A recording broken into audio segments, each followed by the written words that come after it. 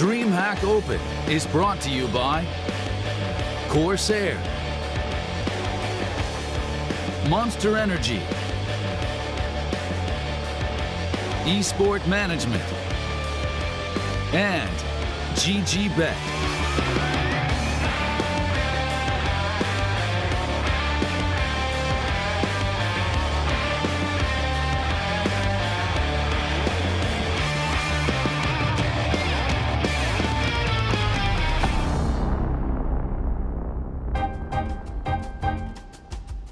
Two matches down and several more to go as we continue on through the first day. The first two matches have been absolutely wonderful, but the next one is going to give a whole lot back to the local audience. This is DreamHack Rio 2019, and we are about to have a Brazilian derby live here on the stage. It's going to be Furia and INTZ duking it out for their chance to make it out of their group potentially later on. But I am very excited. I'm going to be your host for the show. My name is Bach. Joining me on the desk, I've got Potter and I've got Dust. And Dust so far is batting 1,000, but his predictions haven't always been as easy as he would have hoped. Look, and I can't lose on this one either because it's Brazil versus Brazil, so no one in the crowd can get angry. It's great. Love it. I mean, maybe you have, like, now there's actually allegiances coming out. It's no longer about rooting for Brazil. It's about rooting for which team you like more. I'm a little bit better off. Let's at least settle on Yeah. You're definitely better off with this one. So, I mean, coming into this, we've got Furia and we've got INTZ. And we've seen a lot of these teams play.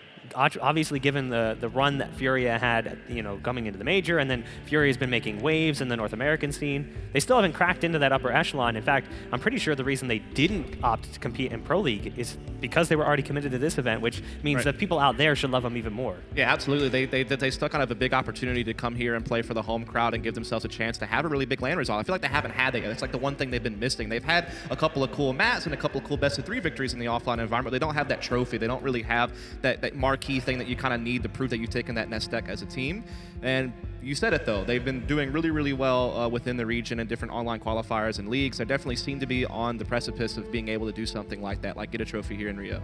They definitely have, and they've been the team that everyone's been talking about, the next best thing from Brazil, right? And players like K Serrato, this name is constantly... You're just going to keep saying, like, K Serrato, you've got K Serrato, and then you've also got K Serrato. I mean, his name is constantly being tossed around within the top players of Counter-Strike Go, and it's deservedly so. I mean, he's a very explosive player.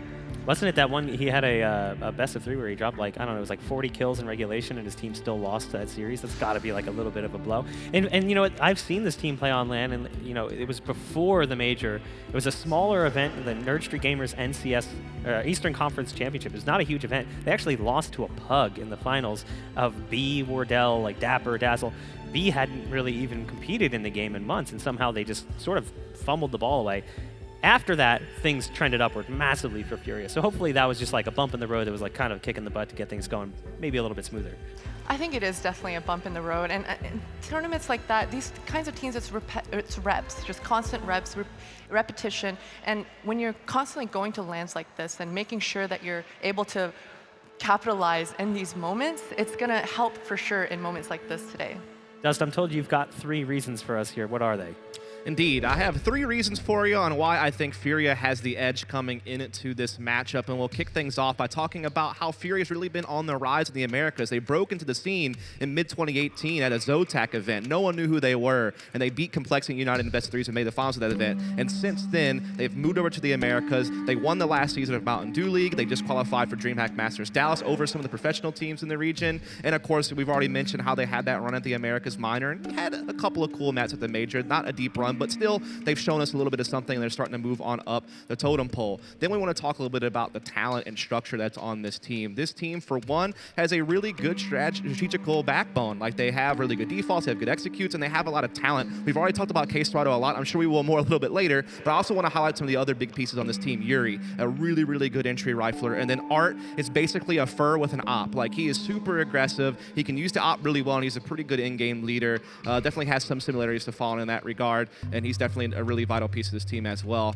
And the last thing I want to talk about a little bit here that's going to be working in favor of Furia is that INTZ has a lot of instability right now. Just, a few months ago, they made some big roster changes with Phelps going to Made in Brazil, and with them deciding to bench Horvey. They've just brought Destiny and Yell onto the team. There's some role conflicts with Yell and KNG. They had to use stand-ins at EPL because of visa issues, so they haven't probably had a lot of time to focus together as a 5 in a while. So that's really going to work in Furia's favor, that INTZ is probably not going to be on their best footing coming into this tournament. I feel like a fourth reason you could put on there is the AUG.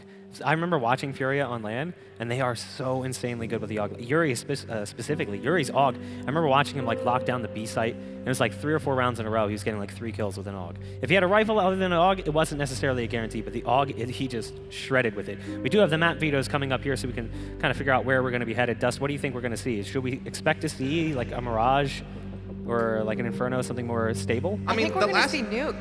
Yeah, I think INTZ will probably get rid of Nuke, actually. Yeah. I think we're probably going to see Mirage Trainer Overpass. Or, again, always kind of wonder about Vertigo. Is that going to creep its way in? Is someone going to let it through? But the last time they played against each other in the best of 3, it wound up going, to maps like Mirage and Train. So I could definitely see something like that happen again. This time, Fury gets rid of Train right away. So, yeah, I could see Overpass or Mirage then at this point. Yeah, both teams are very competent on Mirage, but for some reason, something's telling me Nuke, because both these teams seem to really like that map. Oh God, is it gonna be? You can actually hear the crowd getting kind of upset that Vertigo just got banned. You can hear people bummer.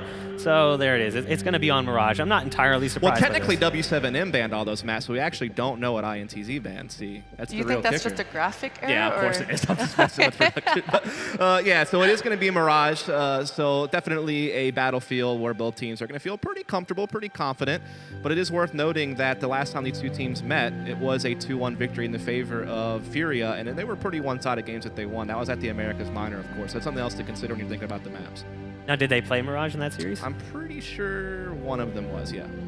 You were telling me the Dustopedia does not have that information readily available? I do. If you gave me a second, I could probably pull it. One. Wow, dude. Over. You got me. You got me. We're in sync over here. You called my bluff. We do have the players setting up on stage, so we'll take a peek at the teams as they're getting ready to jump into the game. I kind of got to side with you here. I really feel like Furia is looking a little bit more stable. INTZ, they have name brand recognition with some of the players on the team, but Furia just has been together for longer. Everything sort of clicks. When was the last time has Furia ever made a change? Or has it been this 5 since they started playing? They brought in Abel J for Spaka a while back now. It's been a little bit. So it's been long enough that you don't even remember, which tells me it's been a while. Yeah. Also, by the way, Mirage was one of the games that they won.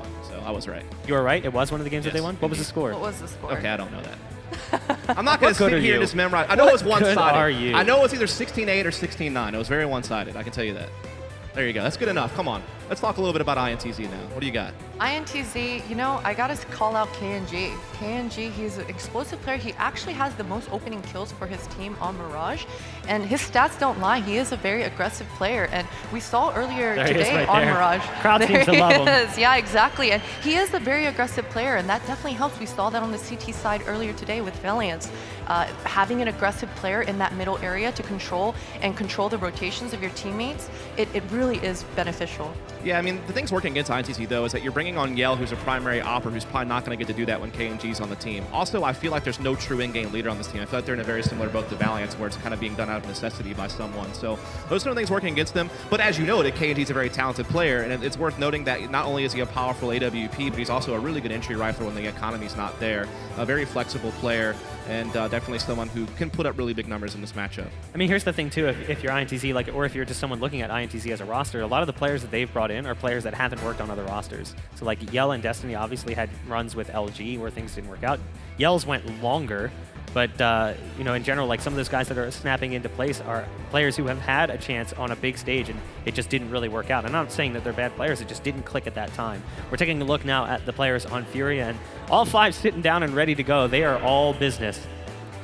Yeah, indeed they are, and they come into this game, again, a very, very confident Mirage team. We already talked about how they have a lot of very talented players. I mean, again, Serato, kind of one of the more passive riflers on the edge of the map that everyone always talks about, but again, it's Art with that op and with that aggressive rifler. He is very much like Fur with an op, I think is really the best way to describe him, and you can do it with rifles as well. Definitely look out for him to be very creepy in the windows and in the connector. He's always creeping around, dude. He's doing these really aggressive maneuvers by himself, and you really got to always look out for him. And then, like I said, Yuri, you know, a guy who's really good as an aggressive rifler on this map in particular. As we're taking a look at Vinny, this is one of the guys that also really likes to scope rifles. You were talking about Yuri a little bit earlier. He's also really, really big on using the AUG and SIG in his own right.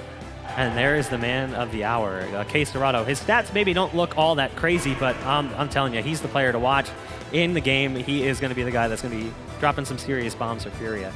Definitely, and we saw that Vinny's weapon of choice is SG. We don't see that too often on the T side. As you mentioned, the AUG is very powerful right now, but that SG, it comes out every so often, but when it does, the SG actually has the highest headshot percentage out of any gun in this game.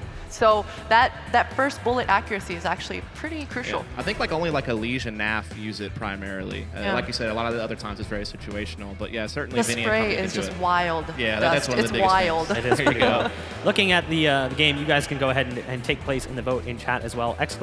Furia or ! INTZ. Made it nice and easy. It's just the team names this time. No abbreviations, no EU or anything like that. Just straight up Furia or INTZ. And I got to be honest, I know what I would be typing right now because I really do look at Furia as just this really strong team that has even continued to rise from where they first made waves. They've gotten better. Yeah, certainly. I think the biggest thing you have to worry about when you come into a matchup between these two teams on Mirage is the fact that Furia just has a little bit more.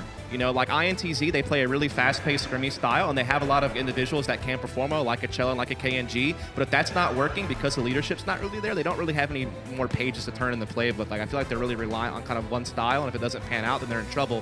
Whereas someone like Furia, they can do kind of a similar thing to INTZ, but they can also refine their play. They can kind of just go to their default and do their protocols, or they can literally just send Art on solo missions into window room as a terrorist or into, you know, connector and doing these really sneaky plays. So they have all these different X factors that I feel INTZ aren't going to have. They're just a little bit deeper, I guess, is probably the best way to sum it up in a sentence.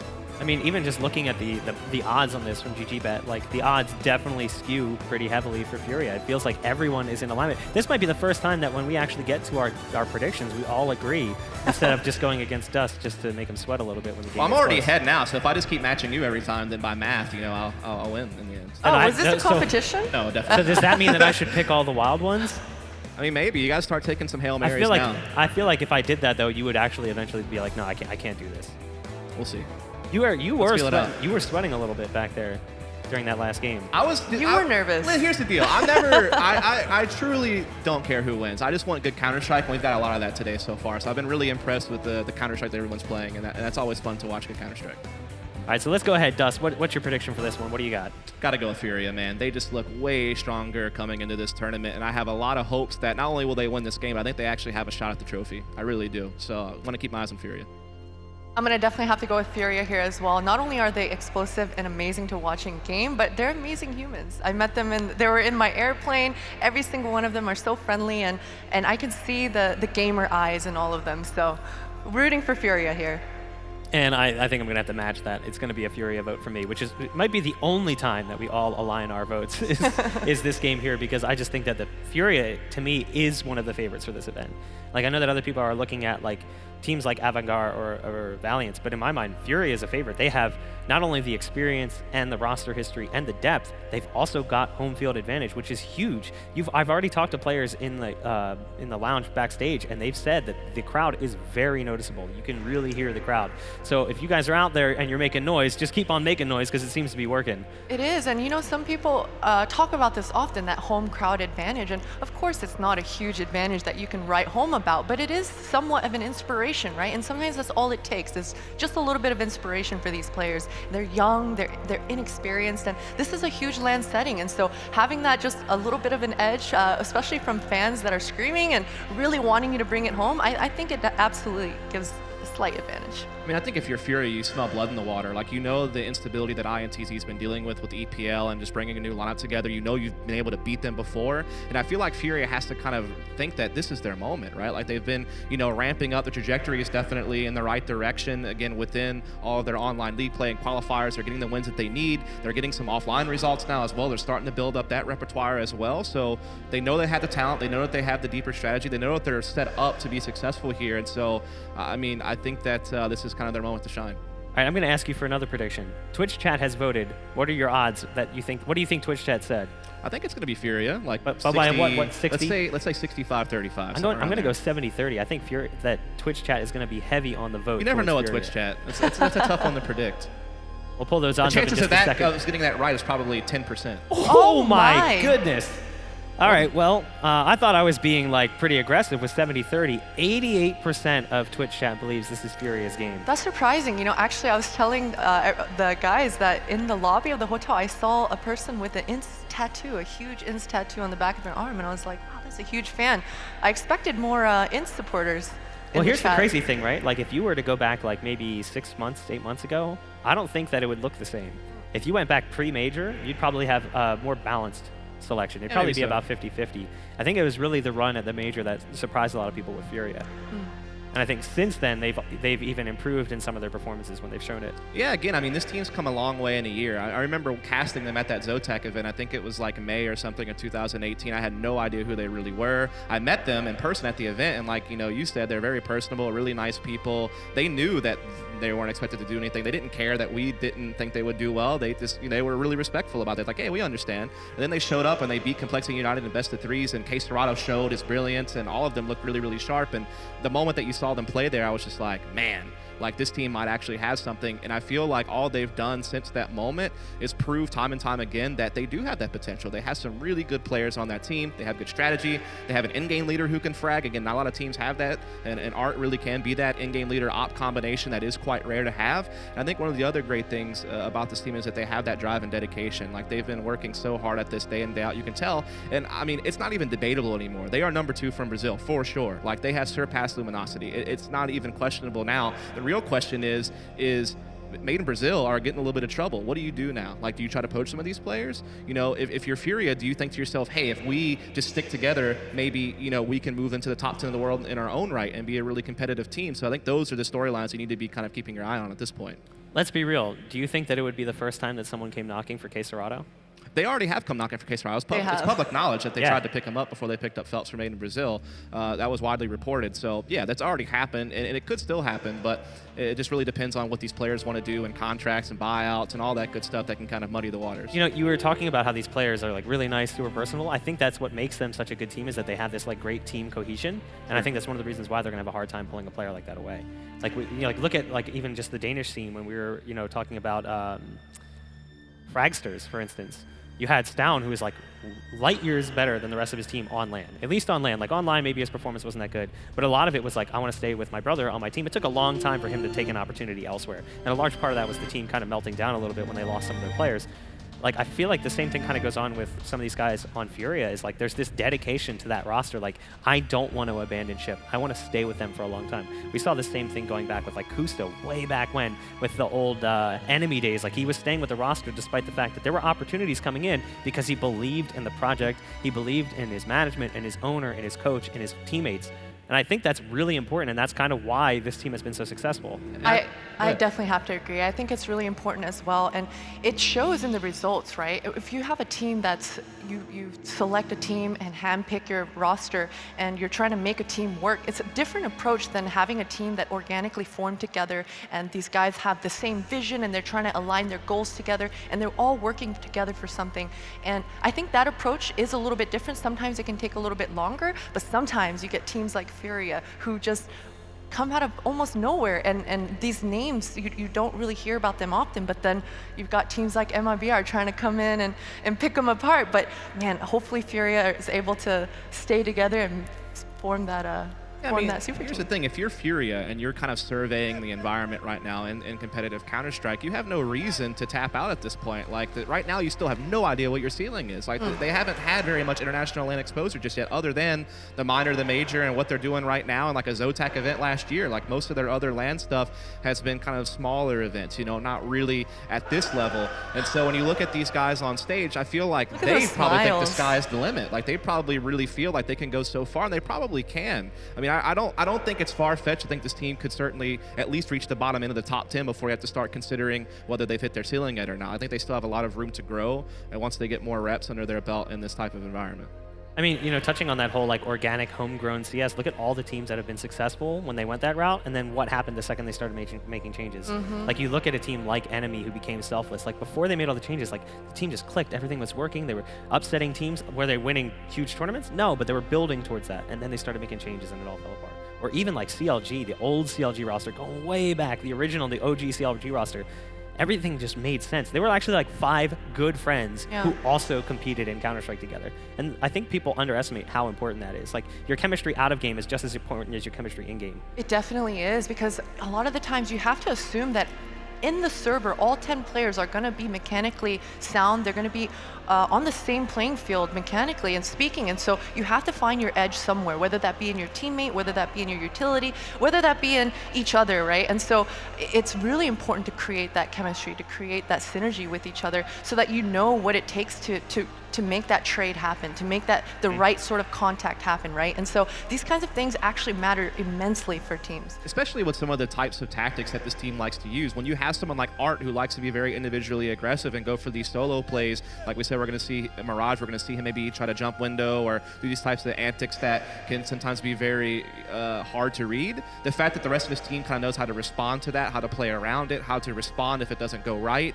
it does take immense teamwork and dedication and chemistry to, for one, have faith in your player to go make that play, and then two, if it all goes wrong, to be able to still have a chance to win the round in the 4 versus 5 by having those protocols in place and everyone knowing their role and what they're going to do. I mean, some of these guys are very aware that, yeah, we know K-Sprout is our star player. He's going to be kind of on the edges of the map. He's going to be our mid to late round guy, the cleanup crew, Yuri. I know I'm going to go in first a lot if it's not Art to try to get those openings, and they have that respect for one another to kind of fulfill those roles and not get too selfish, but to believe in the cause as a whole. It's like an unspoken communication. It's like twin tuition. You know, you see that with some players, you see that with some players where like there's just this ability to communicate without saying anything. They play with each other so frequently where it's like they don't have to say or speak. They just know what's going to happen. You know, I remember watching Bubble and Victor play when they played with American rosters and like, or mixed rosters, like when they played with that rogue squad where it was 3 Danes and then they were the 2 Bulgarians. They didn't have to like tell anything to anyone. They just existed as a duo and everything just clicked because they had so much experience playing with one another. And it's definitely a factor here right now if you're Fury, because you've got that history, you've got that experience with one another, and you've got it's like a brotherhood. It's a little bit different than having this sort of piecemeal, let's assemble the best roster we can, bring in the best players we possibly can, because you see how that doesn't always work. Look at Cloud9, for instance. Definitely, and it's a process, right? It's baby steps, and generally when a team gets to that point where they're wanting to upgrade their players because, let's say, player A is not as mechanically skilled as player B, but at this point, a team like Furia, I don't think that they're at that point yet where they've exhausted all options to improve as a unit, and so yeah, I think they're definitely still in that area, in that phase where they're trying to figure each other out and try to maximize the potential that they have on their roster. They have not been to nearly enough LANs yet to know what this team is, right? Yeah. I mean, most teams you can kind of tell who they're going to be in like within 3 to 4 months, like if they're going to be something, but that is very dependent upon the, you know, regularity of them actually competing in offline tournaments, and it hasn't happened for Furia yet. I mean, outside of the major and the minor, they haven't played any other LANs this entire year. And again, you have to go back to like the middle of last year before they went to like really anything international. So I think you're right on the ball. I don't think that should be any discussion about changes just yet. I think the great thing about it is that if you keep performing this well, you become the hot commodity. Like you become the spot people want to land. Like so all of a sudden, some of those players on Luminosity who are kind of big names from Brazil over the years, while that team's struggling, all of a sudden you look like a nice little destination, and that's when you can actually start upgrading when you need to. So as long as you keep having that positive trajectory, it can only help you. Like you're either going to continue to climb and continue to, you know, win, and you don't need to worry about moves, or you make yourself an attractive destination for other players. I mean, that's one of the reasons why I'm also rooting for Furia is because I don't want to see them make changes. I don't want to see them get tricked into this idea that, oh, the reason we didn't win is because player A was not strong enough and we need to consider making a change, or our leadership is lacking so we need to find a new IGL. Because I feel like that is a dangerous recipe. That's a dangerous game to play as a owner of a team or even a player on a team, is to think that if we just replace this player, things will get so much better for us. Look at Liquid. Liquid was like right on the tails of Astralis towards the end of last year, and then when they made the Stewie swap, like, yes, they're still good, but they're not as good as they used to be, in my opinion. In my opinion, I feel like you've watched the downturn of players like Naf and like Twist since that change, because all of a sudden everything has been jumbled up, because all the roles have been shifted and swapped, and it's going to take time for them to recover. Whereas that team was like, they were just right there, like just a little bit longer, just hold out. The grass is definitely not always greener on the other side, Yeah. Bach, but I have to disagree with you on the Liquid analogy. I think Liquid are right there. They're fairly new fifth in their lineup. But anyways, moving on. I do agree with you, however, though, that making changes definitely is not always the answer. Yeah, like I always like to see teams exhaust their resources first, right? I mean, if you wait a little bit too long, then you get into some real trouble. But you got to give yourself enough runway to truly identify who you are as a team and identify who you even want to go after, right? Because even if you think, yeah, we need a change, but what change is it? And you have to kind of figure out roles, what people like to do, what areas you're lacking in, what areas you'd like to improve upon and sharpen, and that's how you decide what player to even go for, right? And then you have to be kind of patient, wait for the right player, not just kind of do a knee-jerk reaction, pick up someone just to pick up someone. You don't even really get the right piece in the end to help you, so you want it to be in a worse spot. So it's a very tricky situation when it comes to roster, especially at this level where there's a lot more to lose, right? When you're playing at the amateur levels or, you know, just getting into the semi-pro, it's not as big of a deal. You know, now there's a lot of higher stakes when you get to this point. Specifically because the roles are usually so set in stone. Not so much set in stone, but they are set for these teams. And so when a new fifth comes in, there's a lot of the times position changes or role changes, and these things really throw the balance off on a team. Yeah, it looks, if you're Furia, you already have like some of the most valuable pieces you can have within Brazil that's not made in Brazil. So at that point, that should even further solidify the fact you don't need to make moves. I mean, here's the thing. Outside of Fallen, there isn't really many big names you think of when you think in-game leader. Like Steel's obviously done it at times, and he's been, you know, pretty good at it. Someone like Boltz, I think, has even dabbled in it here and there, but certainly not known for it. But then outside of that, I mean, there's a couple of like veteran players out there, like Knack and a couple of other guys who do some in-game leading in Brazil, but there's not really super successful in-game leaders. Art really is the next one after Fallen, I think. I think you have to say that. I think his Opping's also up to snuff for an in-game leader. And then, yeah, you have guys like Caserado and Yuri who are consistent performers in opposite roles, which is great. That means it bounces out the team. You're not relying on just having a bunch of aggro riflers. You have someone like Caserado who can be that more late round guy. And then you have Yuri who with Art can be your opening force. So they already have basically all the tools you could want outside of Made in Brazil, basically, to be successful. So now you just have to kind of wait and see how it goes. One thing I'm really looking forward to with all these, you know, Brazilian fans out in the audience is the players having fun with the camera, hamming it up. Sure. I want to see some, you know, some heart hands and some, like, you know, get up, make some noise. Let's go ahead and like make some love to that crowd because they're going to be very loud. We are going to go ahead and throw things to a very quick break. We've got a little bit of a delay. We'll be back in just a bit as the match gets ready to go live. Stay tuned.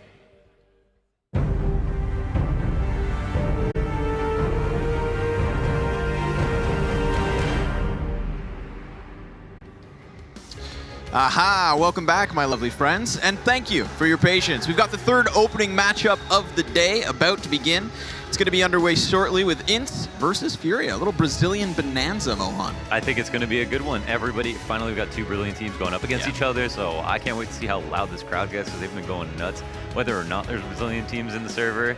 So this should be fantastic. Chat was heavily in favor of Furia. Understandably. Definitely corralling a lot of Brazilian fans into their camp, which they deserve because I think there was a moment like last month where I was like, Furia are probably better than MIBR right now. Like, probably definitely better than MIBR right now. I remember you said that to me during Star Series, right, where we saw MIBR fall hard. Yeah, so they're on the way up. MIBR were on the way down. They've kind of caught their landing a little bit, but Furia looking very good. Though, that being said, I really do think ENTZ are a great best-of-1 team. Their map pool is not deep, but if it comes to like a Train or Mirage, I think they have a good chance of doing well. And KNG is just so explosive. He can actually carry a map by himself. I wouldn't be surprised if they give Furia a hard time here. Right now, we've got Furia up through connector, working their way in jungle. They've got some really sick kind of late window and ladder room plays that you're going to see all the time. Most notably in gun rounds, they're going to leave a lurker here to deal with this cat player constantly, but this was nice. In connector, through jungle, boosted into the ladder room, and they're going to try to best Yell, which they will after he does get 1 kill. Now, Destiny's tapping away at the catwalk players. Art eventually extends through apartments, and it's for that reason we're back into the 3 versus 3, but they do have a pinch. They still have a player, Furia, through the murder hole, and now Market's going to be in question. Destiny's still alive, finally dies, but it's King Vito. Oh, he's got himself the 2 first kills, and he's looking for the 3rd in the 1v3. He's nailed it. Okay. INTZ, let's go, but let's keep it calm. Yeah, chill. All right, calm down, guys. All right, first round. Just relax. All right, it was nice. Calm down. That was sick. What a way to start it. KNG 1v3.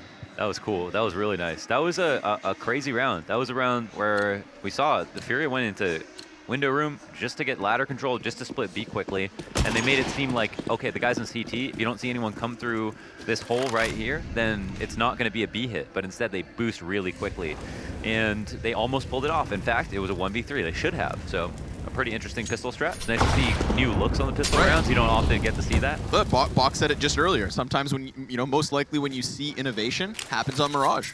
I hadn't seen that before. I don't agree with that. You don't? No, I would be going against myself. That's a good sample size, though. Yeah, no, that was cool.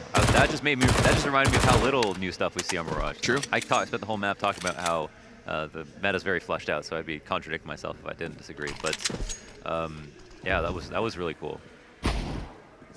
Ooh, little chip damage. Sam down to 57. Yells inside the corner, though. And wow, just gonna meat grind him down to the dirt.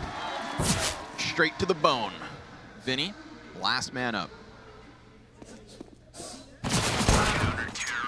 Screwed over. 5 survivors, that's huge. And they just fed themselves to SMGs on top of it. So this is a very momentous start for INTZ's CT side. Nice that they keep these 3 SMGs to work with.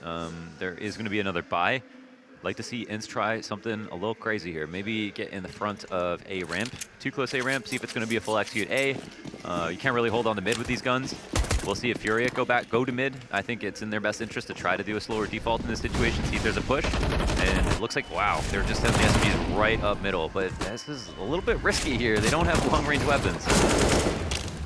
He's got the opener, reload just in time. Destiny put down to the dirt. Could come in with the window peek in KNG, but he's floating with it, flirting with it. Committing to it? Yeah, but doesn't see anything.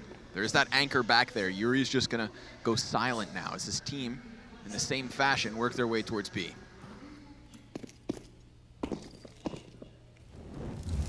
Uh-oh. Yeah. Molotov pushes him out. Yell's gonna get cleared. KSRado with that ump up close, but KNG almost with a chance at a double. Okay. You talked about 5 survivors last round. Furia do the same. And yeah, it's versus the guns. Super good stuff. You know, they went out mid, so I guess in my head I was like, okay, play close A ramp because you got SMGs. Maybe if it's gonna be an A execute, but it doesn't make sense for Furia to do a full A execute in this situation. So INTZ is like, all right, well, if they're probably gonna default towards mid, let's send our SMGs up there. And it's kind of like you just throw your players in the trenches. You're like, you just got to make it all the way to top mid. Then you can get close up. Maybe you win. And here's a round where they try to bust out before the smoke blooms, getting fast into connector. But KNG goes ahead and gets that up at first kill. Almost puts together 2. This changes things up. Furia gonna jock for window room control. Destiny seems keen, but will he be aware enough? Ah, Destiny gives himself up, but it's for 1 kill. Yeah, you get the 4v3. Not bad. What's Vinny got in store for us? There is a player just beneath him. KNG ready for the walkout. Yeah, cool for him to get in this position so quickly. Really didn't waste any time. It allows for Cello as well to get aggressive underneath the balcony. And it's going to be ramp control for him. So Yuri, I guess he's just can come up connector late. Pretty decent, really decent spots here for INTZ, just on the A site, even though they've only got 2. Close A ramp's huge. KNG doesn't have to worry about him. Yeah, they played with it. Oh! What the? The flick back. The snap back. Vinny's down. Cello, he hasn't even revealed himself yet either, so this bomb's going to have a really tough job of getting out. I was just going to say, like, good job by Furia. They played the timing so that KNG turns attention to connector, but he doesn't need attention because he's got 6 flicks. Cello, Not so accurate with that ump. Is going to give a bit of spacing up to Furia. They're trying to get that bomb down, and they should plant for connector side, but someone has to cover the jungle peak, which never even comes through. Zand only now flirting with the idea as Furia try to get back into ramp. A tag onto Yuri. KNG's on point. And if KNG's on point, then this is going to be a scary INTZ. No doubt. But Yuri, 17 HP, 1v3, and the C team push forward. Down goes the first, traded immediately, and a third for this counter-terrorist Really like team. that angle that he was using. That was cool. Great way to get that first kill, but INTZ played that round really well. I mean, KNG, what was that? Like, what was that? Let's play it back. Dude, like he got shot and then, like, dude. Crack a towel. Oh my goodness. What the heck? All right. Well, not even the first flick. I mean, that's one of those examples where it's like, I feel like KNG, and I put like Henny in this collection, where it's like, if you're going to shoot at him, you better kill him quick. Because he's just so fast. He's just picking him out of the sky over and over again. That's the second time, and this is the second duel he's been given up as well. So Furia's got to be a little bit more careful. They're running the exact same strategy. Yep. Heavy bottom connector. They've got ladder control in one player, boosted on the sandbag to the sand. Art just blindsided by it. And we've got a 5v3 once more. Destiny waiting for that close right push. The catwalk control is not theirs at all. Oh, man. Dude. INTZ looking hot at the moment. Oh, they're sick. They're here to play. I mean, it's got to, you know, it is kind of, you've got to be thinking in their sense they are the little brothers, you know, in this situation where it's like Furia hot. Furia's got the momentum of this most recent major. Like, Furia has that mainstream attention on them, whereas INTZ have been dealing with some woes as of late. So,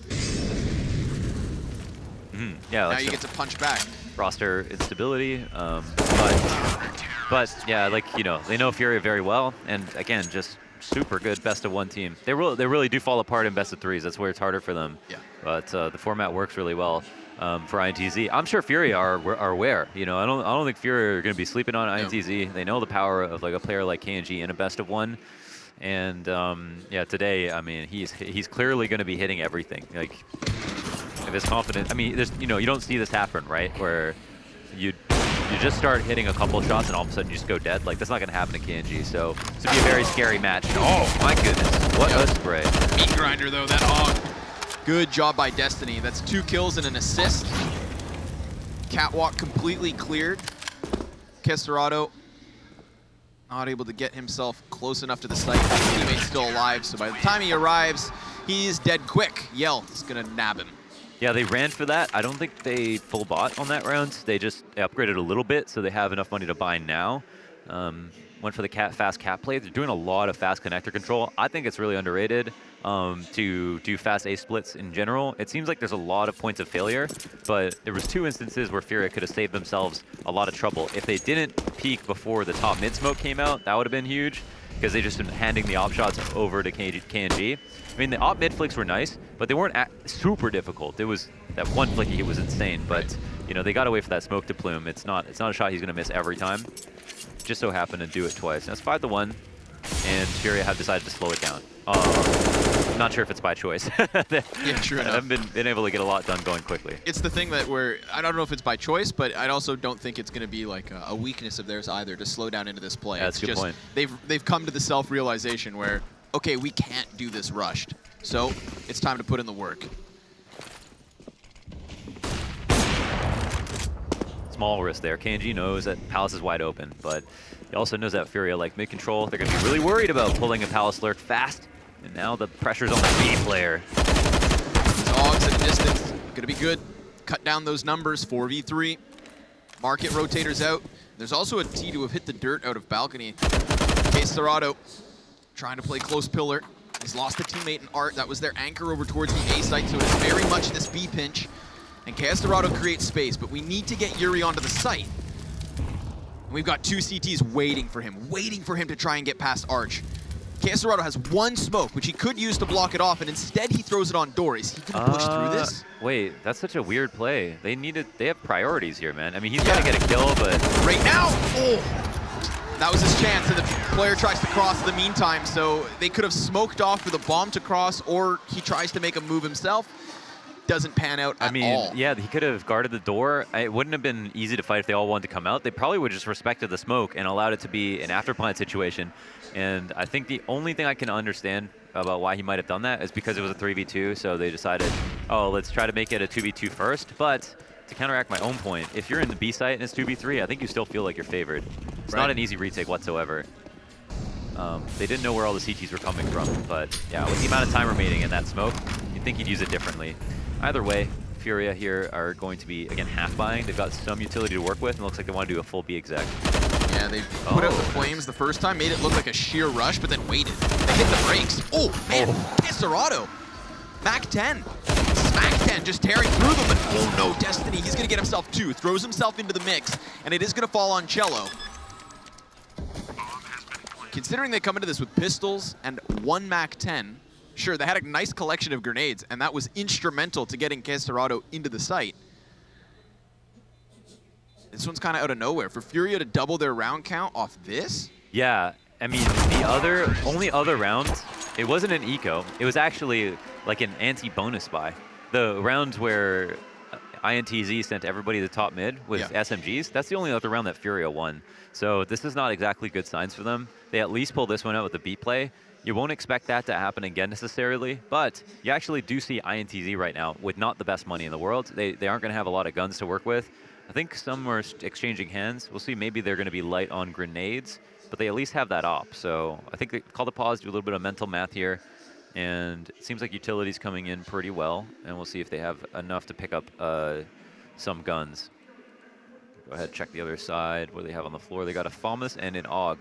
Okay, so they put it together. They actually do a pretty good job with the amount of money they had. A couple players on half armor, but the maths all checks out. Oh, they actually got 2 ops on this one. I like that. It seems like an opening where Furia can exploit them, come back into things. Now they're going to get 2 ops as a change-up before the losses become too great, and we'll see if Furia can stand the test now. Right back to the B site. I really like what they did with the timing in the previous round. You know, extinguish the first Molotov, make it feel like a rush, fall completely silent, but we've got an aggro op. Aggro op from Yell. You know, you're talking about Yell. This is the same guy who used to challenge Henny for that op on LG. And let's see if it pans out. He's already got himself the double. Still in the heat at the moment, but he's holding on. And is he going to jump through this? He's waiting in the corner right now by the wall, waiting for a flash. Oh, yeah, looking into the corner on the other side. Even falls back. Fantastic. Wow, that's how you do it, man. 6 HP, but he's away with his life. And they've got another op on the server. This isn't even known yet from Furia. They might think that KNG has it, but I would be hesitant to believe that they have enough for 2 ops, so Furia might just run into this. And it could be another clean round for INTZ. Pretty sick stuff. The movement was so nice, man. Yell makes a really good secondary opper. Good to see that flourish the moment it's a part of the equation. Good boost in from Furia mid-round, 30 seconds left. Bomb's gonna have to work its way through underpass. Cello gives himself a smoke to play with inside of the site so that he can come at them from so many different angles. But they are coming to him, and he's fine with that. Cuts down Art first and foremost. He's gonna tuck himself back by Firebox. KNG is cleared though, and now Cello, they know he's still here. Can't stop that plant, but the CT pinches in. There's Yell with another off frag. He's cleared by Yuri, and it's a 3-prong pinch into the A site. INTZ will have 2 survivors as they win a 7th round. You gotta love that smoke. It's defensive, it's adaptable, and he uses it to extend the triple box to the default box, right? Creating this kind of faux wall, and then from there he has to funnel them. He knows that the players have to funnel around triple, and they're in their head thinking, all right, well, if we have to go around triple, then it's the most obvious thing to do. It really makes you feel debilitated when you're forced into an option that CT wants out of you. And that allows the CT rotate to come in as well to shoot them in the back. All very, very nice off the back of that smoke from Cello, and an amazing start to the round from Yell with those 2 initial op frags. The ops will be recovered. They'll move into this round, looking to get control of things. And again, Furia have an eco round 1 and like an anti-bonus buy round. That's it. Negligible grenade damage to the top of mid, but not negligible presence. You have 4 players from Furia ready to hit this. Does anybody from INTZ wander into their death? Looks like KNG's gonna play it passive. Yike. That's a miss and a half. KNG is looking to exploit it. Oh boy, he just saw spotted. that. Oh, okay. Oh, Well, I was gonna say hot damn, but it was Art who was boosted up to kill the closest hopper. Traded by Destiny before Furia do extend into the man advantage and then some. They just cleared that Palace push. So good on Vinny, who almost lost the duel, in fact, which would have left us 3v3 with a CT deep A control. Completely different situation to what's about to unfold. bit of a gamble here from INTZ. They pulled the goalie on B. They're now just stacking the A side. It's only 2 people, so it does come down to like a couple of these individual duels, but Destiny beats the only guy out in connector, and the op is rotated into CT. Right, in the hands of Yell. That bomb spotted, easy pickup, and that's gonna throw a wrench into the works. Vinny's gonna be close, banked smoke, obvious reload, not gonna get caught though. Vinny's gonna play around this. He wants to make a play. Does he find him? Oh, might be a good idea. Yeah, it is. Now Yell's got it all to do. He still has the bomb in full display. See if this plant gets wall banged. It's Oh, nice! wow. Just gunning down the Opper. I love that Vinny just tries to throw himself into the front, you know, trade out. I've got 7 HP, Yeah, and yet both survive in the end. I was thinking, you know, it might just be too easy of a lineup. They could do a lot of damage with that op. It would be a stretch to say maybe a headshot, but that would be 2 players extremely low. Maybe a clutch you don't want to play. So Furia do win one-handedly, well, somewhat handedly on a full-on rifle versus rifle buy. They're going up against pistols now. They've kept INTZ's money low at the very least. And spying down to basically 0 on most players. Destiny saving a bit of money, but everybody else has got head armor. Toronto ready for the underpass push. That one's easy. Follow up as well. So punish the aggression, but they do lose Art, who is kind of doing his own thing. Is Fury spotted? No. Just slipped past, and I mean just barely. Oh, and this is when it gets really scary. Obviously in anti-eco, but it was hard to follow the frags last round, partially because of how good Furia are at splitting up and making it seem like they're grouped up. Yeah. When they were out at mid with basically 3 of their players trying to boost in, it felt like there was more players there, and INTZ tried to even up by pushing A. They got caught out in that position, and that frag was close, but still. Furia, one of the scariest parts about them is it just feels like they're everywhere, and it's harder for us to see when we've got X-ray. But if you're the other team, try to imagine expecting Furia players in some of these default rounds. It can be really hard. So that smoke plume's nice and quickly, but it's just USBs out at mid. They have the right idea though. Yeah. Trying to just gun down a couple bodies, which they do. Oh, Destiny finds 2. and an AK. Should be another gun there. Yeah, SG, Krieg, retrieved. Able, gonna cut it down though. No fun and games for INTZ. And just like that, they're back in the mix. Furia, 5 rounds to the 7 of INTZ, starting to get back on their feet on this T side.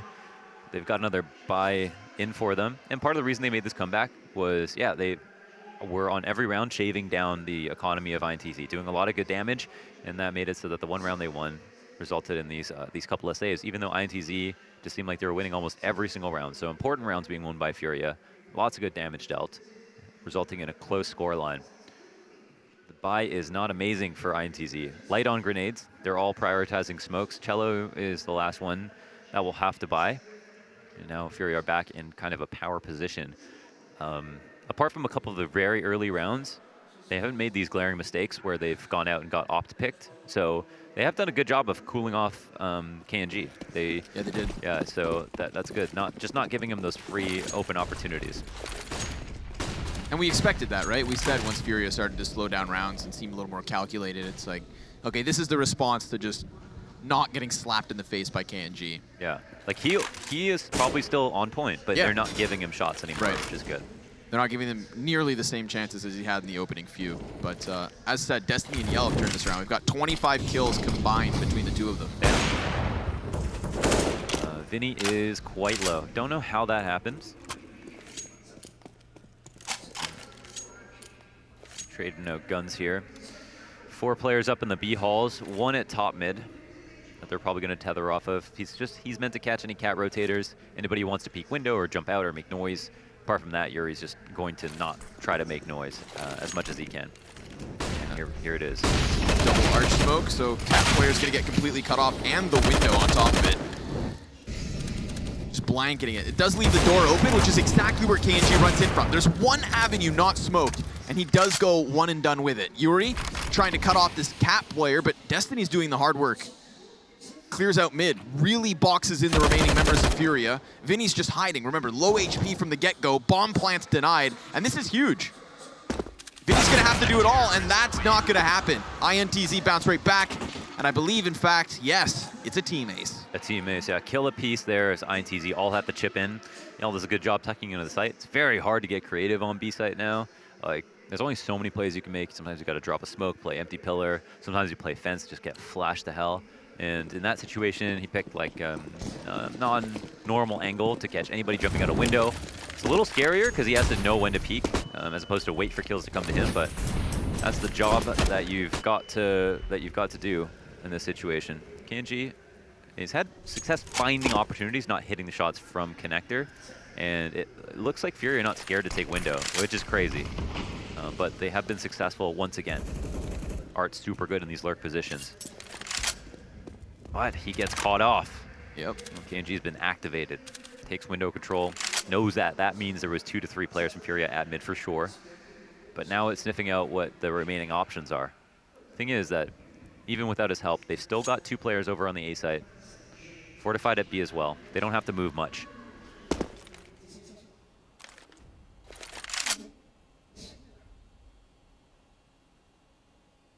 Ridiculous.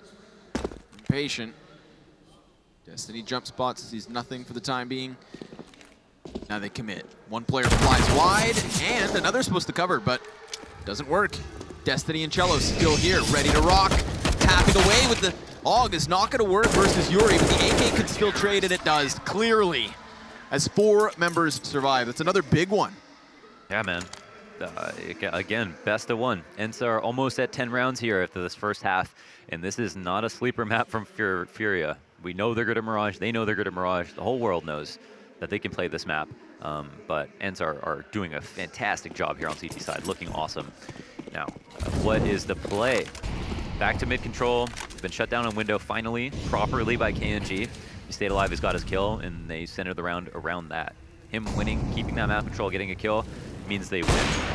Goes for the flashed op shot. Just to see.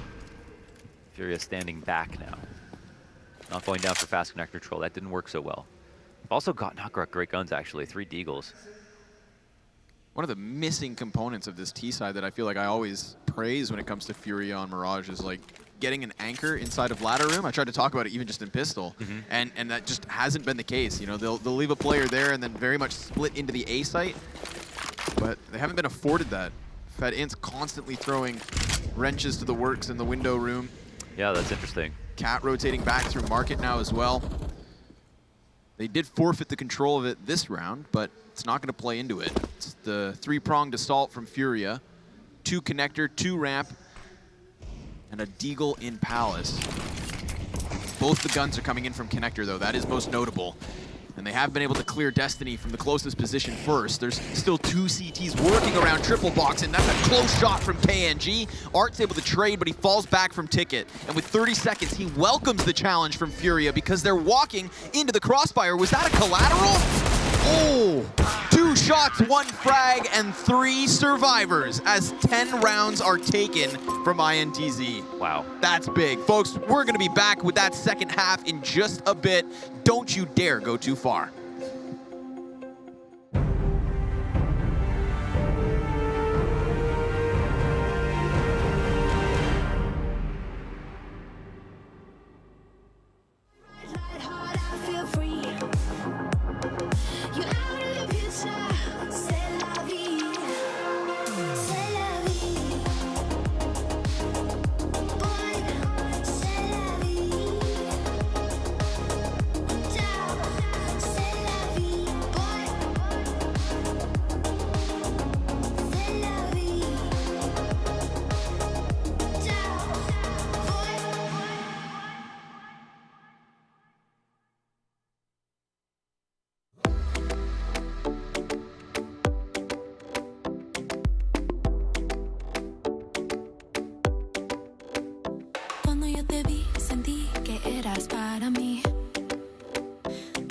descubrir y yo no quiero compartir. Tus ojos brillan fuera de tu control. Cuando yo te vi sentí que eras para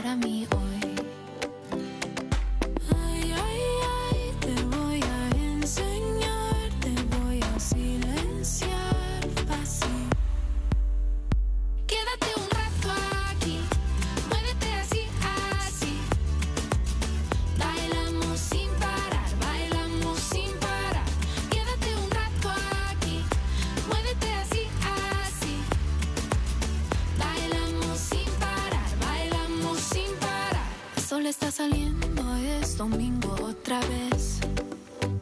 Te digo que esta noche no será la última vez. Ay, ay, ay, te voy a enseñar, te voy a silenciar fácil. Quédate un rato aquí, muévete así, así. Bailamos sin parar, bailamos sin parar. Quédate un rato aquí.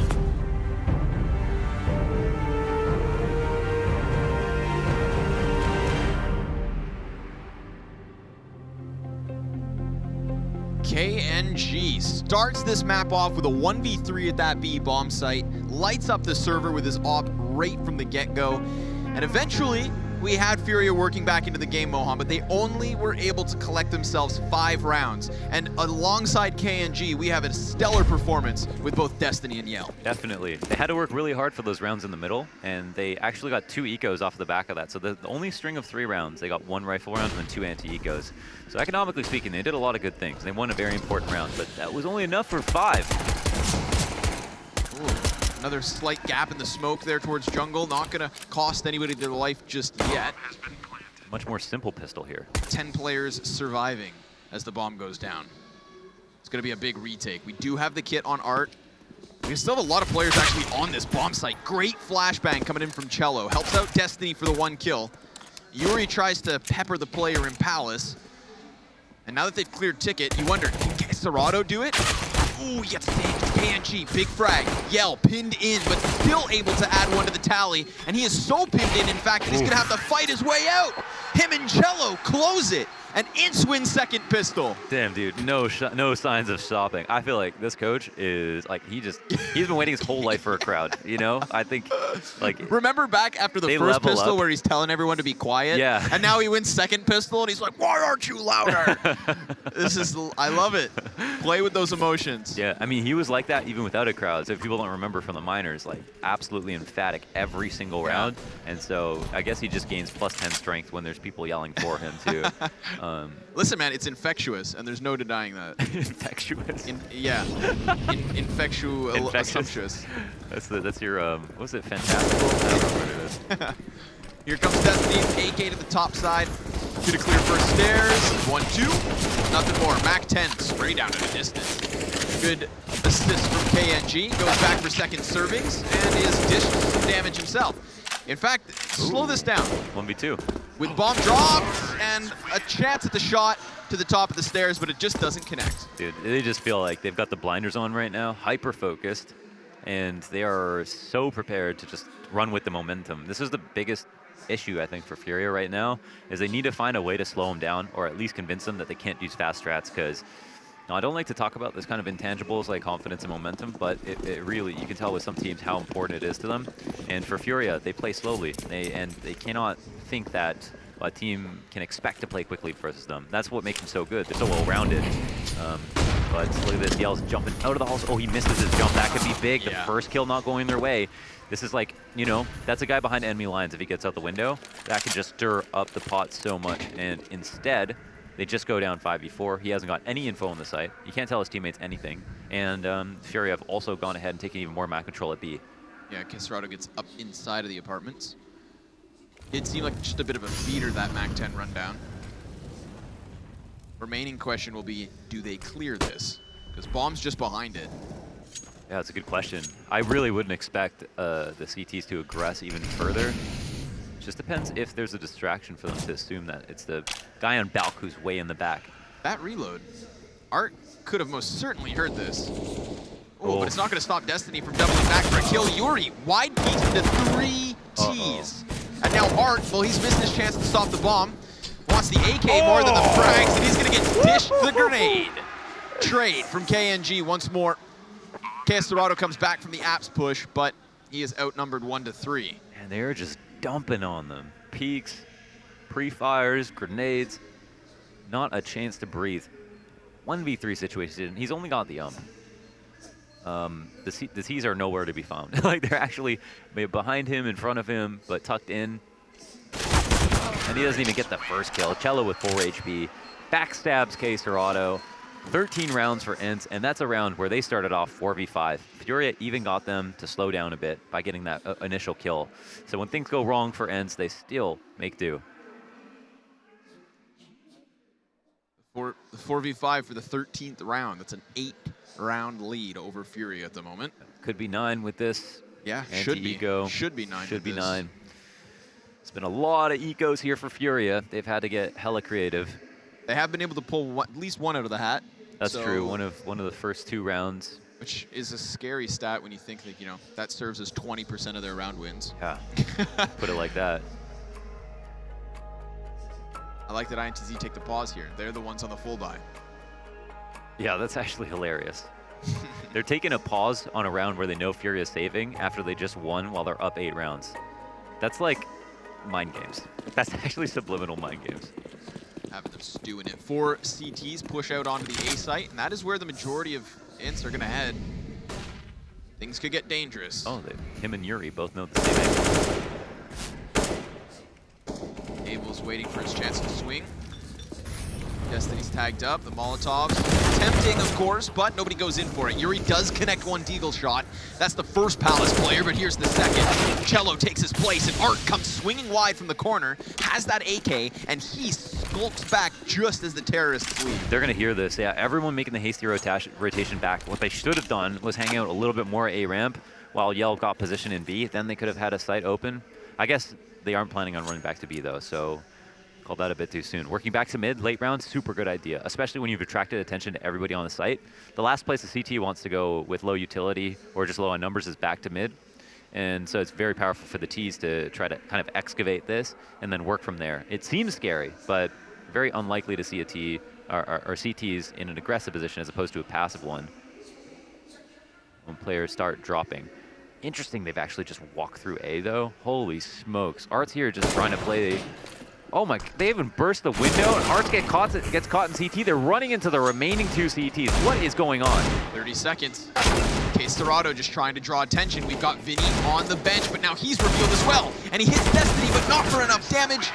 The trio of the remaining Ts just flourish in that bomb site. What is even happening? That INTZ went back to mid, up connector, walked into window, were happy to bust the grate, ran into Art, who was halfway through CT, kill Art, and then run into the remaining 2 CTs and just kill everybody. It's like they want a challenge. I know, yeah. It's like, fight me, dude.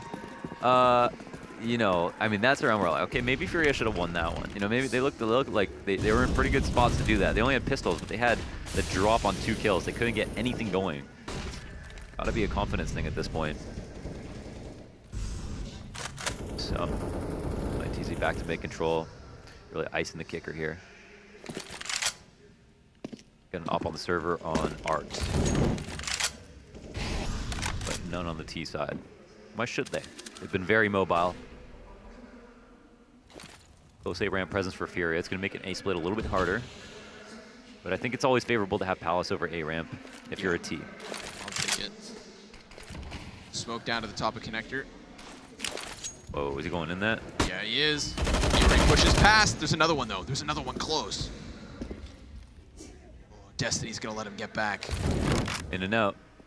Ooh, KNG caught on the ladder. We've seen INTZ fight back from 4v5s, but what about a 3v5? A new test. That's what they wanted. They're in decent spots, but A is not that easy to take.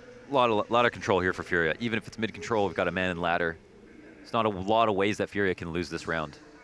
We've got utility on Cello coming in from ramp.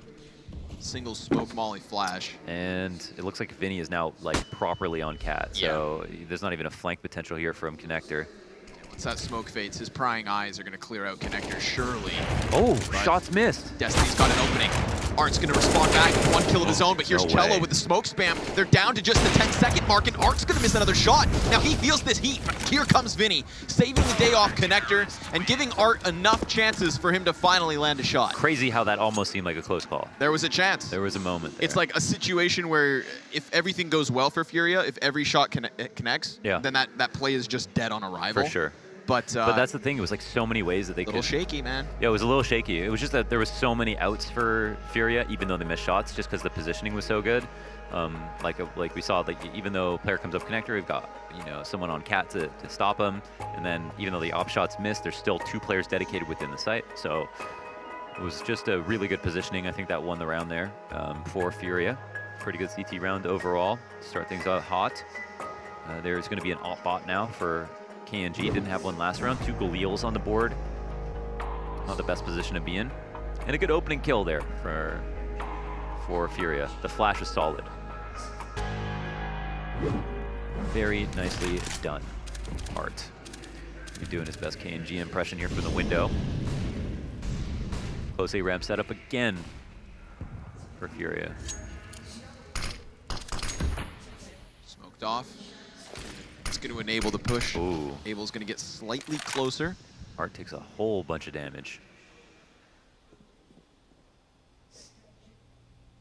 His response to that is to just tuck himself away inside of jungle. That's going to enable the window boost from Yell. This is big. Oh, Yell. Still got him. Did he quick step there? I don't know.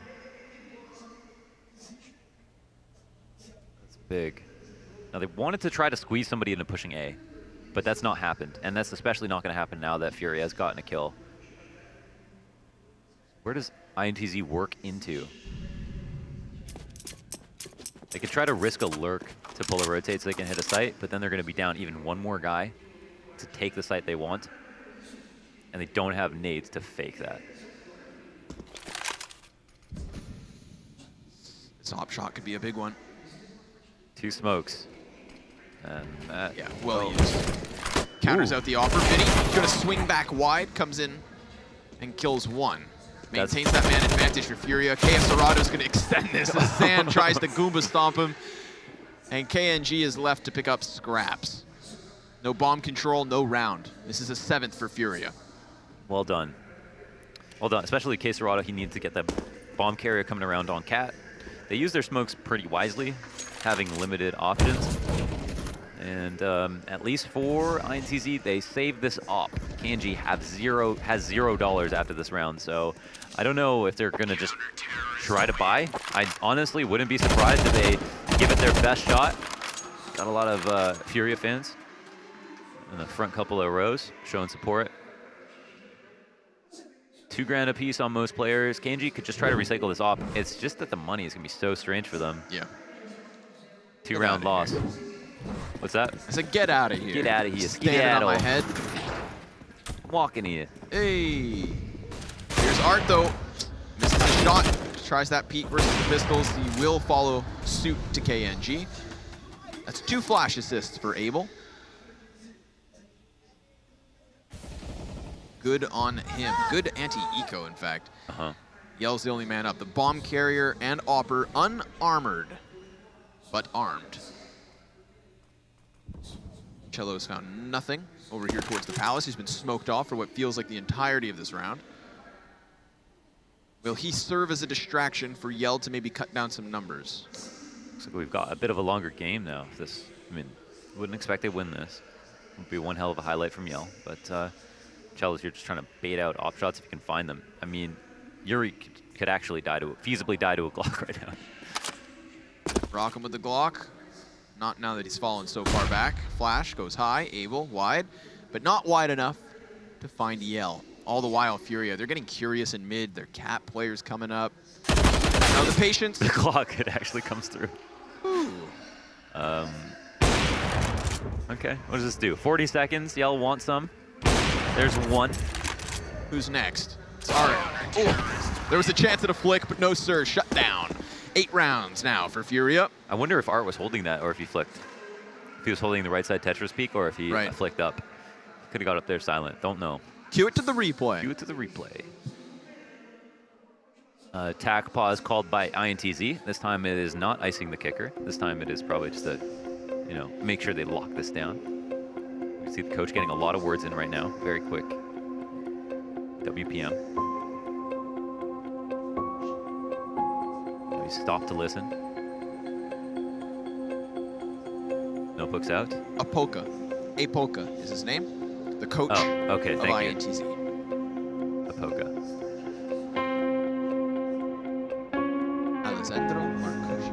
sounded nice. Thank you. So, pauses come to a close. The suspenseful music ends, and the sounds of glorious gunfire soon to return. But not too glorious. We're just talking 9mm on the MAC-10. Staple guns. Yeah, just a bunch of short guns. There's still only one in B. I don't think they're really reading this the same way. Wow, Shelly just takes all the damage anyway. It's kind of scary. Yeah, they can get in here, man. It's real scary. I mean, Caserado doesn't go huge. They're going to lose this site, but it looks like he's got some shots to show us. There's the first two. What about a third? Woo! He's just flicking around trying to find him. Finally peppered down by Zan. So that wall of smokes helps out in the sense that they've blocked off the second Opper. His set of eyes now reveal. These are gone. Oh. Good kill. Down goes KNG. Vinny ready for another one, but also wants the kill towards sight. He gets his attention drawn away, and Zan, almost fires into both. Yell, CZ. Not nearly what they need. Abel closes with 2 more kills for Furia, and they have themselves a 9. Caserado, brave to not immediately call for rotates. Yeah. Was like, okay, you know, I've got the molly down. They didn't go through Peter, man. And he expected the respect. He did get some of it. Cello ran through a little bit late, and then had to go massive with these 2 kills. I mean, imperative. Imperative op shots, for sure. They give up an op, 4v5, literally rounds lost. Rounds lost, 100%. Two ops now, Caserado and Art. And INTZ going back to B. That's pretty cool. Maybe just anticipating it's going to happen again. Are they going to smoke this out, or Cello once again taking way too much damage from a Molotov he doesn't even run through? Still going to try to trudge along. I guess it doesn't matter at the end of the day. Caserado good for a second. I'm getting flashbacks, baby. He's the 38 HP. Wide peek from the bench. That's what's going to get him. Yell clears the Opper off of the bomb site, maintains that man advantage, and the plant is down. But Furia not out. They're going to have a retake. A long con coming in from the apartments. That's Yuri on a bit of an expedition as his teammates start to dwindle. KNG creates some space, and now it's very much this market retake. KNG's nailed himself another, but it's Zan now to clear that last player. It has to be Yuri from behind, and he's been spotted. How does he get out now? He's smoked or windowed, and KNG with 3. Man, I love this. That's crazy. I love the call just to go B again. Expectance of the Opera there. I guess they anticipated it's going to be a 2-op setup, even though the last round, I think it was only Caserado who had it. So that was a pretty good call. The only thing is, man, the retake was not played well by Furia. They had a player on a long flank, as you pointed out, but they didn't give him time to get there. You know, right. They totally messed their own position up, and they ended up pushing out and dying. If they had pushed out and got the kills, then they don't need the big flank. If they push out and die, the big flank is going to get spotted. Yeah. So you've really just got to wait. There's no other reason. I mean, they even had way more than half the time left on the bomb. And if you're not going to wait, then just go ahead and play the 2 catwalk retake. Right. Right? But yeah, they just kind of wasted his position, and they made him look, you know, kind of dumb. He's just kind of walking out. There's not really a play for him to make, but it's not his fault. They didn't set him up well. So this could be it. Round 25, possibly the last. Furia going to need 6 in a row. And at this moment, they've only put together 4 CT rounds. To be fair, they were continuous after they finally got rid of that pistol momentum from INTZ. Still a lot to ask of them. Love those last 2 rounds. Fast plays, out to B apartments. Topman with the bomb tells us that they haven't necessarily decided where they want to go, but they're starting to kind of clamp down on mid. Might potentially turn this into connector control. As we just passed the minute mark, op shot goes off and Art's good. Connects it straight away. INTZ trying to collect themselves towards mid. Stray flashbang comes out, no peek off it. But you know INTZ are going to be wary of this. It's a possibility that Art wants second servings, but okay, Zan's going to dish it out himself. A smoke to block off connector puts Art in an awkward spot. He needs to keep eyes on stairs, but now there's the possibility of a push out jungle, but oh man, he's amidst it. They're both so blind. Art's off on cycle, still able to maintain that control of jungle, pushes it to the 4v2. Sure, Cello, he's gotten himself out ramp, but what's KNG up to? He's coming in off mid and he's doing it alone. 15 seconds. This round is done. Double digits for Furia. Oh, nasty shot. Shoulder peak punished. That was immense value on a flashbang. The only problem is that he blinded himself too. He had all the time in the world to get that kill on Art, but his flash just worked so fantastically well. He could not see for like 4.5. When the flash is too good. When the flash is too good. Yeah.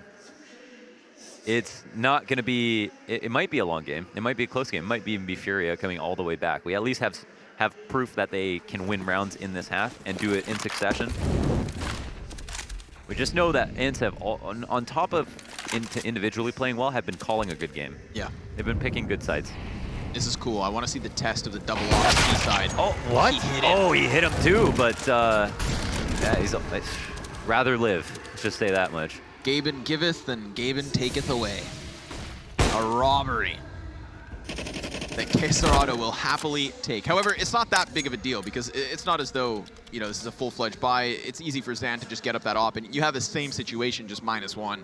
So how do you employ this double op 4v5? Are they going to go all in on mid? Hit him with the run. Yikes. Sent to the skies. Just like a Pikmin thrown off stage. Yeah, now Vinny's trying to tap off. Art's peek from window will be traded, but so is KNG. Last man up's going to be Zan, 1v4. My man exploded.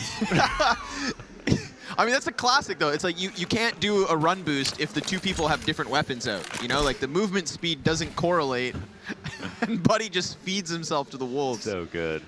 No, you're right. He has to be standing closer to the front of his body. To compensate for movement difference. Oh, man. Good times. Well, I'm glad he didn't have an op, you know? Yeah. I'm glad it was different movement speeds. Zan, he's probably going to... Oh, no, I thought that was a cat player, but that's actually Quesarado deep. Able, patient, and pays off. Let's go, Mom! Cheering section in full effect. 4 rounds the difference.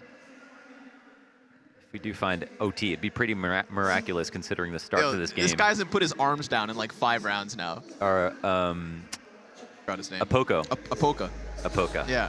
Okay. He's ready to cheer, you know? Uh-huh. He can't help himself. But they're going to have to cool off here in this pause. 0, if my memory serves correct, Furia just used their last. So this is 0 pauses remaining as we get into the final 4 rounds of regulation. I think pauses have been used quite well in this match so far. I think there was like a BM pause from INTZ in the earlier. Yeah. It was like versus they were pistols. full buy versus pistols. Just wanted to really like let Furia know, let it sink in that they're so close to losing. Yeah, they're like, man, how are we out of pot? Oh, right, we did that. All right. They've run dry, but the economy hasn't. We've got a big old buy here in round 27. What's going on here? 2 players in spawn. Setting up, throwing their grenades out a little bit late. The bomb goes back to A. There's a huge palace presence. This is new territory. You haven't seen INTZ try this yet. The window smokes isn't smoke, so Art has full vision. They know that there's no presence mid. But there's the kill, KNG. He's got himself another 5 versus 3 coming out from INTZ. KNG is not going to have to do much more. He's hoping that his teammates can move forward, get that bomb down, and let him serve it in the after plant. But Yuri's inside of the smokes, and he has Vinny with him. Vinny's just so exposed, though. Yuri hasn't stopped the bomb carrier, but does clear one from sight, and now it's Quesarado or broke. He's trying to find an angle off of the ticket. Molotov forces him past, but luckily there was still some smoke. The flank is there, and Yell, well, he's gone ahead and done it. 16 rounds for INTZ. The Brazilian bash comes to a close, and it's not who you may have expected. Furia eating a loss in their opening match here in Rio. Again, I'm sure Furia didn't sleep on them. A good best-of-1 team in INTZ. I'm sure they were scared, but still felt confident. It's Mirage, good map pick for them. And what a performance across the board. Like, the whole map, they were impressing. And not just one individual either. You know, at first it was looking like it was KNG through and through. He had some crazy first few rounds, 1v3 in the opening pistol. But he had teammates around him that just opened up shop. Most notably, I have to say, Yell. Yell's opping to me, like, again, serves as such a good secondary opper, can be one of those people who feeds information to a team as well. And that's what you like to see, just this full-fledged project from INTZ. And it worked out. There you have it. The opening match is theirs. But we're going to go ahead and throw this one back to the panel. That's Launders and Scrawny out. Wow. That was another great map. So far, we have not had a disappointing series today. Every single game has been like back and forth, a volley. It's never been a blowout. And even when it was a blowout early in the game, it bounces back and goes the other direction. We definitely did, and this match was so interesting. It went back and forth, but I was very worried for INTZ there for a little bit because Furia looked like they were going to make that comeback, but man, they got fired up a little too late. INTZ had such a strong performance in the beginning first half. It's like, you know that expression, you live by the sword and die by the sword. I feel like you live by the op, die by the op. I mean, that's really what happened, particularly that first half. I mean, it was KNG to start with, and then Yell when he got that second op over on the B bomb side. He was making some crazy plays through smokes, these aggressive pushes. It just felt like Furia never really got settled on that T side. They went down 6-1, then 7-2. They had a bit of resurgence, but then KNG and company with the AWPs closed it out and still got the last 2 rounds of the first half. And then I think the other big thing you got to think about is INTZ had a good start to both halves. I mean, they went up 6-1 in the first half, and they were up 4-0 in the second half, winning both pistols. So that obviously gives you a lot of breathing room when you're able to have success early in halves like that consistently. And I've got to point out on INTZ side of things, although KNG, Destiny, and Yell, these were the top heavy fraggers, but I got to point out Cello and Zan, these were the anchors towards that B bomb site and that A bomb site. And both of these players are such solid anchors. They didn't get the flashy, huge kills or the multi-kills. However, they did their job. They anchored that bomb site, and they allowed KNG, the Destiny, and the Yell to rotate and make those impact trade frags that never really allowed Furia to get into those bomb sites, although they did have one really nice set piece towards that B bomb site. And I wish I saw a little bit more of that, a little bit more of contact plays and taking the quicker, faster dual trades, because, man, INTZ rotations were on point. And again, it's all about those anchors. Yeah, they looked uncharacteristically lost on their T stop. Yeah. Like usually we were even talking about in the pregame when we had all that extra time that, you know, a team like Furia, particularly on a map like Mirage where they're very comfortable, they have a pretty deep playbook. They have a lot they can look towards, but it felt like they got rattled early by those ops of KNG and Yell. They never got settled in. Obviously their economy was an issue. They got reset a couple times. Even with the new economy system, those resets early can still be very painful. And it just felt like they never were confident in something that could work consistently. Like they didn't have that reliable go-to play, and I think that certainly hurt, especially when all the INTZ players, you know, showed up to the plate and swung for the fences, and they knocked it out the park. And you could definitely see that Furia had a game plan in the beginning of the rounds. They really wanted to challenge that mid area, and they wanted to take the fight towards KNG, but they just weren't expecting KNG to hit every single shot towards that mid. I mean, there was multiple rounds where Furia started off a man down because KNG just got an easy pick in mid. Generally speaking, that mid opera, he's gonna be half blind. He's gonna have multiple targets that he's gonna have to select from. But in this instance, I think there was a little bit of a disconnect from Furia in their approach towards that mid, and they were missing a flash, I feel, because KNG had full vision. He wasn't really challenged in the beginning with any sort of flashes or anything, and Furia were just jumping out across, but man, KNG, that flick shot every time he landed it. And that's a hard shot, actually. Yeah. Well, we do have an interview with Yell, who's standing by. He would be the second op that we saw come out occasionally for INTZ. Congratulations on the win. You guys were loving the local crowd. Thank you very much. Of course, man. He hype us more and more. So, I mean, I got to point out the fact that, like, you guys have Elapoka behind you, who's also getting in on it. But early on, you could see the energy right in pistol. Like, you guys were all ready to jump up and scream in pistol. He tried calming you down, and then later on, he's, like, raising you up. What's the dynamic of having him behind you guys? It's amazing. He always cheers for us, and he gets us high, happy every time. When we first came here, we were having troubles with our minds and stuff like this. And for this event, we're trying new things, and we're trying to, like, even if we're losing, we're like being happy and stuff like that. So that's pretty much it. Yell, I gotta ask you, you've had a lot of history with the op, but it seems like a lot of the lineups that you've been a part of has had Henny and now KNG, and these are very strong operas. How do you find yourself adjusting to sometimes being a secondary opera and sometimes being a primary?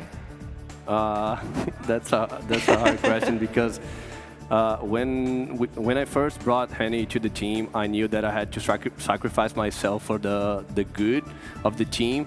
And I really don't care about doing that because I know that I have an opera now on my team, KNG, that is really good. And I mean, I'm okay doing the second row. I'm okay doing the flashes. I'm okay sacrificing my skill and everything for the better of the team. So that's pretty much it. So to go along with that, I don't know if this is, actually true, so you can clear this up for me. Are you actually leading the team right now? It looked like you were. Yes, I'm in-game leading, yeah. Yeah, so I mean, you did that at the very tail end of your time with Luminosity. You kind of dabbled in that role, and now you're kind of taking it on full time on INTZ. So how's that going? What kind of brought that on? I feel like I was never in-game leading, but right now I'm trying to learn as much as possible from other in-game leaders. And I feel like I'm improving a lot, and I mean, I didn't reach my cap, so. I have one last question for you. Obviously, you had to use a different lineup over at EPL just, a week ago, and so obviously things have been probably a little bit dicey, so to say, like just, having to mix between two different teams. How have you been kind of handling that whole process coming into this tournament? I tried not to think about EPL because it was not in my hands or any one of the team's hands. It was a visa issue, so I tried not to care about it. We had a little bit of practice with the other lineup for EPL, and overall, even if we lost the 6 maps, I think that we played really good on EPL. And right now, when we came back to our house, we had 1 day of practice for this event. So we're pretty much using all the stuff that we have along those 4 months that we have been together. All right, well, we'll go ahead and let you go, but before we do, is there anything you want to say to the audience in-house? Yes, of course. Galera, valeu pela torcida aí. Vamos INTZ! All right, congratulations again on the victory. Thank you, thank you. What do you think he said? That's a really good question. I'm not even gonna touch that Probably one. something really positive. Let's go. And then he said all that stuff. he said It hyped INTZ. me up. I heard him say INTZ at the end. So Yeah, he plugged the team and made sure there was something There you hype. go. You could hear the audience was getting into it a little bit. Definitely finally our first kind of shocker result. Like, I think that was not the result that people anticipated coming into this, and so it's nice to see like a spanner thrown in the works, pretty early on here in the group stages. It definitely is, and I think I have to point out once more, Launders kind of touched on it in the live match, but the coach behind them had to calm them down after the first round. And so INTZ is definitely a team that's heavily momentum-based, right? And when you get off to a hot start like that, man, is it so hard to stop that. You start getting this unforeseen confidence as a player, and you're just taking duels that you usually wouldn't take. And so I'm assuming that kind of had an effect on the Furia side of things. But yeah, these guys get really hyped. Well, we are going to throw things to a break, and when we come back here, we're going to have another Brazilian derby. It's going to be Redemption versus Sharks here on the stage at DreamHack Open Rio 2019. Stay tuned.